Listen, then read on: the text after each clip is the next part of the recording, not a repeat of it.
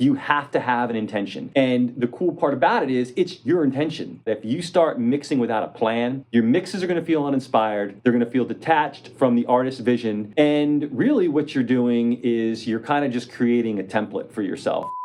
The last question you should ask yourself is, am I caught up in the hype? And by hype, I mean, am I caught up in all the YouTube or influencer hype of 10 things you have to do to your mix in order to be a pro? Or am I caught up in the hype of over-compressing and over-processing my mix in terms of just adding too much stuff? Am I over-hyping this mix and creating something that is disconnected from the artist's vision? So let's hop into DAW. I'm going to show you 2 examples of how we could potentially get caught up in the hype.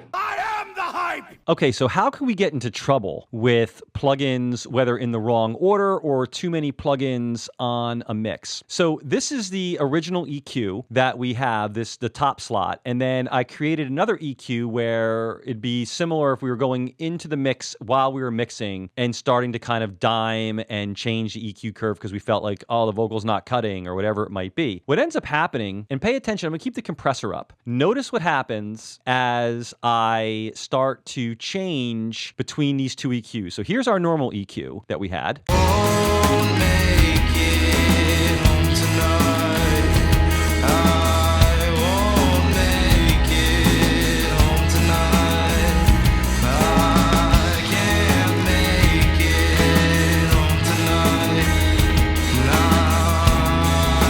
Did you notice that when we popped on the second EQ, the one that, would be representative of us going back multiple times and tweaking our mix, that if I didn't have my compressor open, I was adding almost double the compression. We were going from 7 up to the 20 area, and we weren't noticing much in terms of the character of the vocal changing. I actually preferred the EQ going into the compressor where we were getting less compression, and it was a little bit more forward, a little bit brighter than when we started adding in all those bright frequencies and essentially just pushing harder into the compressor, and the compressor started to push back harder against the vocal. If you were to think about these 2 EQs compared to each other, and this is our first EQ compared to the second one, you would expect a much bigger bang for the buck here. But we weren't getting that because what we were doing was we were just driving harder into the compressor. So we're boosting all these frequencies and then we're actually adding in compression. And that is how sounds get trapped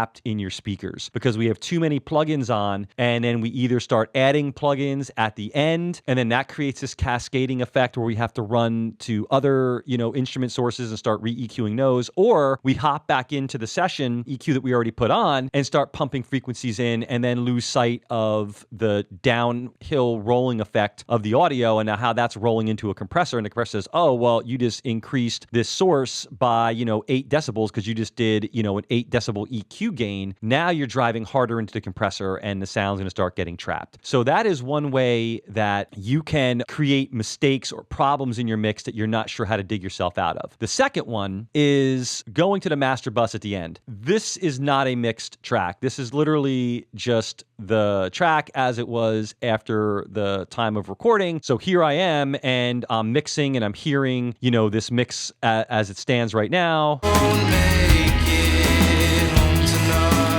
And now I'm about to finish. And I say to myself, oh, well, let me follow all the recipes. Is this not your mother's recipe? And on my mix bus, I need to have the glue compressor. So I'm going to put something on, some sort of compressor on, an SSL compressor. And then I need to have my sweetening EQ. And that's just going to be a smiley face EQ that boosts some 100 and some 10K, because that's, the money-making frequencies of some people. Then, of course, because everybody's got to go with OTT, and we'll use it moderately. We'll have it at like 26%. Got to slap some OTT on to give it that hype that everybody talks about. Oh, and you got to use a soft clipper because, in order to get your tracks loud and punchy, you need to be using a soft clipper. And again, we are modest here. And then you got to have a limiter to make sure that you don't, blow everything up. So now let's listen to the mix and then watch when I pop these things on. I want you to pay attention to the vocal, the snare drum, the low end. Just listen to how everything changes.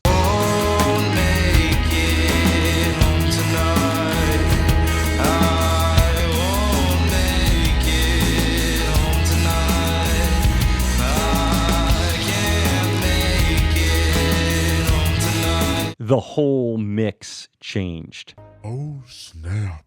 And where this is so dangerous, my friends, is because a lot of times as humans, we hear different as better. Yeah, you can say that again. We hear different as better. And all of a sudden, you might notice a little more sizzle in the top. You might notice just a smidge more punch in the bass drum or something and think, this is fantastic. And you just completely disassembled your entire mix. It's why I'm a huge fan of top-down mixing, because if these are part of my sound, and I think you could, dial these in to taste from the start and get a good, good vibe going, I prefer to mix into these and have them be part of the sound from the get-go, as opposed to at the very end, popping these on one at a time and not really sure, definitively if it's actually making things better. It's going to make things different. But one piece of advice I would give you when it comes to any compressors that you put on your mix bus is your sidechain filter. A low end eats up a ton of headroom. So with this sidechain filter off, essentially this compressor is going to react mostly to the low end of the mix. Watch what happens when I start bringing this up above the range of the kick drum and bass guitar. So I'm going to get this above 80 and notice just how things start to change. And let's mute everything after this so we can hear just the compressor.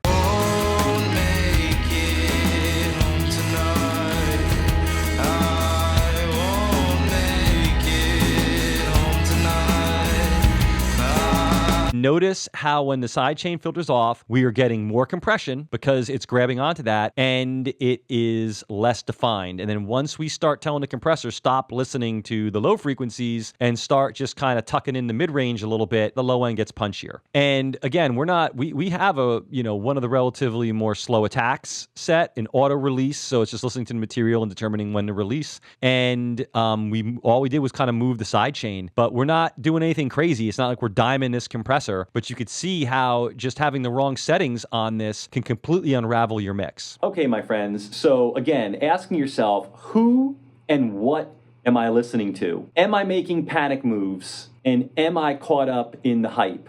Are three questions that if you just even start with those will help you to avoid the pitfalls of recipe following and quick tricks and gimmicks, and help you understand the role intentionality plays in what you do. Because remember, we hear different and we hear louder as better. And it is a surefire way to trick yourself into thinking that you are doing something great. What makes you special is the way that you hear the music. If you fall victim to fear tactics of never do this, all you're going to do is mix conservative and just put out a bunch of conservative music, and it doesn't really inspire anybody.